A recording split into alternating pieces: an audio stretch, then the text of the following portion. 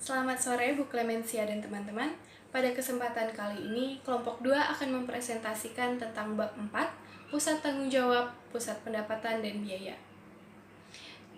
Kelompok 2 beranggotakan saya sendiri, Gabriela Melisa Diah Pitaloka, dengan NIM 19051, kemudian ada Antonia Dita dengan NIM 19056, kemudian ada Cynthia Permatasari dengan NIM 19058, dan Delaksita Kidung Asmarawati dengan NIM 19071.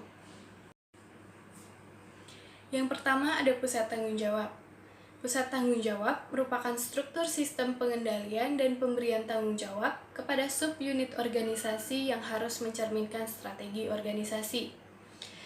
Kemudian terdapat dua jenis pusat tanggung jawab. Yang pertama yakni pusat pendapatan dan yang kedua pusat biaya. Pusat biaya nantinya akan dibagi menjadi dua kategori. Yang pertama pusat biaya teknik dan yang kedua pusat biaya kebijakan. Perusahaan pada dasarnya merupakan sekumpulan pusat-pusat tanggung jawab yang masing-masing diwakili oleh sebuah kotak dalam bagan organisasi. Selanjutnya, pusat-pusat tanggung jawab tersebut membentuk suatu hierarki. Kemudian ada sifat pusat tanggung jawab.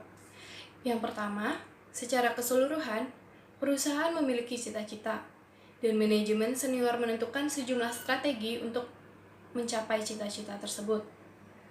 Yang kedua, berbagai pusat tanggung jawab dalam perusahaan berfungsi untuk mengimplementasikan strategi tersebut. Yang ketiga, jika setiap pusat tanggung jawab telah memenuhi tujuannya, maka cita-cita organisasi tersebut juga telah tercapai. Teman-teman bisa melihat di gambar 4.1 halaman 205 di buku Sistem Pengendalian Manajemen. Bagian tersebut menggambarkan cara kerja setiap pusat tanggung jawab. Kemudian ada hubungan antara input dan output. Suatu manajemen bertanggung jawab untuk memastikan hubungan yang optimal antara input dan output. Pada beberapa pusat tanggung jawab, hubungan itu bersifat timbal balik dan langsung. Berikut adalah input dan output.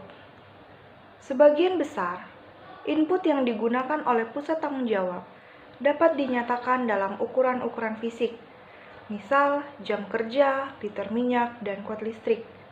Dalam sistem pengendalian manajemen, satuan-satuan kuantitas tersebut kemudian diubah ke satuan moneter, yakni uang. Input adalah sumber daya yang dipergunakan oleh pusat tanggung jawab. Selanjutnya, efisiensi dan efektivitas. Istilah efisiensi dapat diartikan sebagai rasio output terhadap input atau jumlah output per unit input. Banyak pusat tanggung jawab mengukur efisiensi dengan cara membandingkan biaya aktual dengan standar. Efektivitas ditentukan oleh hubungan antara output yang dihasilkan oleh suatu pusat tanggung jawab dan tujuannya. Suatu pusat tanggung jawab akan bersifat efisien jika melakukan sesuatu dengan tepat dan akan bersifat efektif jika melakukan hal-hal yang tepat. Peranan laba dalam efisiensi dan efektivitas. Laba merupakan tolak ukur yang penting atas efektivitas, karena laba merupakan selisih antara pendapatan dan biaya. Laba juga merupakan ukuran efisiensi. Selanjutnya adalah jenis-jenis pusat. Yang pertama, pusat pendapatan. Pusat pendapatan biasanya merupakan unit pemasaran atau penjualan yang tidak memiliki wewenang untuk menetapkan harga jual dan tidak bertanggung jawab atas harga pokok penjualan dari barang-barang yang mereka pasarkan. Yang kedua, pusat biaya. Pusat biaya adalah pusat tanggung jawab yang secara moneter namun tidak mengukur outputnya. Ada dua jenis pusat biaya. Yang pertama, pusat biaya teknik dan pusat biaya kebijakan. Pusat biaya teknik adalah biaya-biaya yang jumlahnya dapat diestimasikan dengan keadaan yang wajar. Selanjutnya, biaya kebijakan adalah biaya yang tak tersedia estimasi tekniknya di pusat biaya kebijakan. Biaya-biaya yang dikeluarkan bergantung pada penilaian manajemen atas jumlah yang memadai dalam kondisi tertentu. Selanjutnya, ciri-ciri pengendalian umum. Terdapat 4 poin dalam ciri-ciri pengendalian umum. Poin pertama yaitu persiapan anggaran, kemudian variasi biaya, kemudian jenis pengendalian keuangan, dan pengukuran kinerja. Dalam persiapan anggaran ini, jadi pihak manajemen merumuskan anggaran pusat biaya kebijakan dengan menentukan besarnya pekerjaan yang harus diselesaikan. Seringkali teknik yang digunakan dalam membuat anggaran untuk pusat biaya kebijakan disebut sebagai manajemen berdasarkan tujuan atau manajemen objektif, yaitu suatu proses formal di mana pembuat anggaran mengusulkan untuk menyelesaikan pekerjaan tertentu dan menyarankan ukuran yang akan dipakai dalam evaluasi kinerja. Anggaran inkremental. Model anggaran inkremental menggunakan tingkat biaya sekarang dari pusat biaya kebijakan sebagai titik awalnya. Dalam pembuatan anggaran inkremental terdapat 2 kelemahan, yaitu pertama, tingkat pengeluaran yang ada dari pusat biaya kebijakan diterima dan tidak dikaji ulang selama proses pembuatan anggaran. Kelemahan kedua yaitu para manajer pusat biaya biasanya ingin meningkatkan tingkat pelayanan dan dengan demikian cenderung meminta tambahan sumber daya. Sebagian besar pembuatan anggaran dalam pusat biaya kebijakan adalah inkremental karena waktu tidak mengizinkan untuk melakukan analisis yang lebih dalam lagi. Zero based review adalah membuat analisis menyeluruh dari setiap pusat biaya kebijakan pada jadwal yang terus bergulir, sehingga semuanya ditinjau setidaknya sekali dalam setiap 5 tahun. Pertanyaan mendasar muncul dalam analisis ini antara lain, pertanyaan pertama, haruskah fungsi-fungsi yang berada dalam penilaian ini dilaksanakan? Lalu, berapa tingkat mutu yang sebaiknya ditetapkan? Kemudian, haruskah fungsi-fungsi diterapkan dengan cara demikian dan seberapa besar biayanya? Lamanya waktu yang digunakan dalam melaksanakan zero based review biasanya menjadikan trauma bagi seorang manajer yang akan meninjaunya. Selanjutnya, variasi biaya. Biaya dalam pusat biaya kebijakan cukup terlindungi dari fluktuasi jangka pendek. Kemudian, jenis-jenis pengendalian keuangan. Pengendalian keuangan dalam pusat biaya kebijakan menjadi hal pokok yang dibahas pada tahap perencanaan sebelum biaya tersebut terjadi. Kemudian, pengukuran kinerja. Dalam pusat biaya kebijakan, sebagai lawan dari pusat biaya teknik, laporan keuangan bukan merupakan suatu alat untuk mengevaluasi efisiensi dari seorang manajer. Bila manajer tidak membedakan kedua jenis pusat tanggung jawab tersebut, maka manajemen perusahaan mungkin akan salah memperlakukan laporan kinerja pusat biaya kebijakan sebagai indikator atau atas efisiensi unit tersebut.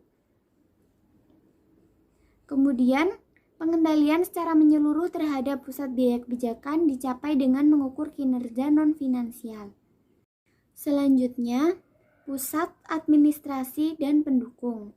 Permasalahan dalam pengendalian.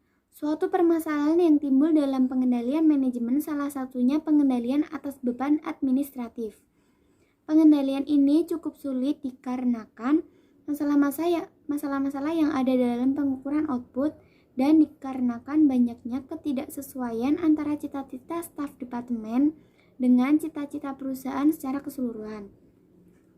Kesalahan dalam pengukuran output. Pekerjaan output seperti saran dan layanan merupakan suatu fungsi yang tidak mungkin dikuantifikasi maupun evaluasi. Karena output tidak dapat diukur, tidak mungkin dapat menetapkan standar biaya sebagai tolak ukur untuk pengukuran kinerja keuangan.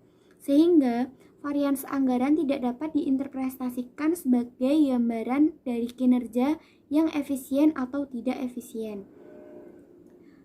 Kemudian tidak adanya keselarasan cita-cita. Para staf mungkin ingin mengembangkan sistem, program, atau fungsi yang ideal. Namun, sesuatu yang ideal tersebut mungkin membutuhkan tambahan biaya terhadap tambahan laba yang mungkin akan dihasilkan dari kesempurnaan tersebut.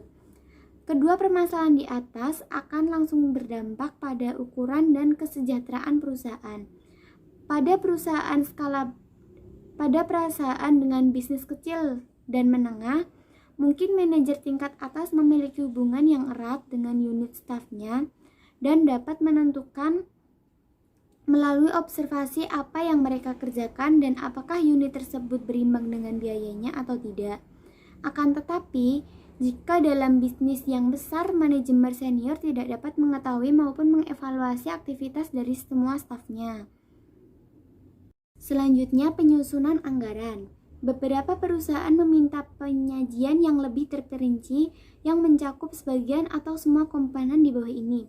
Komponen pertama yaitu komponen yang membahas biaya pokok dari suatu pusat administratif atau pendukung tersebut, termasuk biaya untuk tetap berada dalam bisnis atau being in business. Ditambah biaya-biaya untuk aktivitas-aktivitas yang secara intrinsik diperlukan untuk keputusan manajemen tidak diperlukan. Kemudian komponen yang kedua yaitu komponen yang membahas aktivitas kebijakan dari pusat administratif atau pendukung tersebut, termasuk deskripsi dari tujuan biaya dan perkiraan biaya dari setiap tujuan. Kemudian komponen yang terakhir yaitu komponen yang menjelaskan semua pengajuan penambahan dalam anggaran luar inflasi. Komponen tambahan tersebut sangat berguna hanya jika anggaran bernilai besar atau manajemen ingin untuk menentukan tingkat yang sesuai untuk aktivitas pusat. Yang selanjutnya yaitu pusat penelitian dan pengembangan. Permasalahan dalam pengendalian, yakni kesulitan dalam menghubungkan hasil yang diperoleh dengan input dan kurangnya keselarasan cita-cita. Kesulitan dalam menghubungkan hasil yang diperoleh dengan input sangat sulit untuk mengukur kuantitas dari hasil aktivitas penelitian dan pengembangan. Bersama dengan aktivitas administrasi, aktivitas penelitian dan pengembangan biasanya mempunyai hasil setengah berwujud dalam bentuk paten, produk-produk baru, ataupun proses baru. Akan tetapi, kaitan antara output dan input sangat sukar untuk dinilai per tahun, karena produk akhir dari penelitian dan pengembangan bisa melibatkan usaha selama bertahun-tahun. Kemudian yang kedua yaitu tidak adanya keselarasan cita-cita. Keselarasan cita-cita di pusat litbang memiliki kemiripan masalah dengan yang terjadi di pusat administratif. Manajer penelitian pada hakikatnya ingin membangun organisasi penelitian yang terbaik, meskipun barangkali lebih mahal dari apa yang bisa didanai oleh perusahaan. Yang selanjutnya yaitu rangkaian kesatuan penelitian dan pengembangan. Ada 3 dasar rangkaian kesatuan penelitian dan pengembangan. Untuk yang pertama yaitu program dari litbang sendiri. Perencanaan program litbang terdiri dari serangkaian program ditambah kelonggaran untuk pekerjaan yang tidak direncanakan. Hal tersebut biasanya ditinjau setiap tahunnya oleh manajer senior. Yang berikutnya yaitu anggaran tahunan. Tujuan proses penyusunan anggaran tahunan menjamin agar biaya aktual tidak melebihi jumlah yang dianggarkan tanpa sepengetahuan pihak manajemen.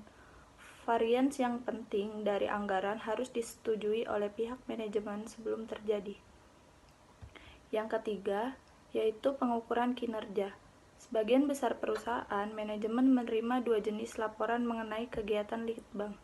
Laporan pertama membandingkan prediksi terakhir mengenai total biaya dengan jumlah yang disetujui masing-masing proyek. Laporan tersebut dibuat secara berkala bagi para eksekutif yang mengendalikan pengeluaran untuk kegiatan penelitian, guna membantu mereka dalam memutuskan apakah perlu ada perubahan dalam daftar proyek yang disepakati. Kemudian untuk laporan keuangan yang kedua, terdiri dari perbandingan antara pengeluaran yang dianggarkan dengan pengeluaran aktual di masing-masing pusat tanggung jawab. Tujuan laporan ini adalah untuk membantu para eksekutif penelitian untuk mengantisipasi pengeluaran dan untuk memastikan bahwa komitmen pengeluaran tersebut dipenuhi. Yang selanjutnya yaitu pusat pemasaran. Dalam pusat pemasaran sendiri terdapat 2 jenis aktivitas. Yang pertama, aktivitas logistik, yakni aktivitas-aktivitas yang terlibat dalam memindahkan barang perusahaan ke pelanggan dan mengumpulkan piutang yang jatuh tempo dari para pelanggannya. Aktivitas-aktivitas ini mencakup transportasi ke pusat distribusi, pergudangan, pengapalan, dan pengiriman, pengajuan rekening dan aktivitas yang terkait dengan fungsi-fungsi kredit, dan penagihan piutang. Aktivitas yang kedua yaitu aktivitas pemasaran. Aktivitas pemasaran merupakan aktivitas-aktivitas yang dilakukan oleh perusahaan untuk memperoleh pesanan. Aktivitas-aktivitas ini meliputi uji pemasaran, pembentukan, pelatihan, dan pengawasan terhadap tenaga penjualan, periklanan, dan promosi penjualan. Sekian presentasi dari kelompok kami, mohon maaf bila ada kekurangan. Sekian dan terima kasih.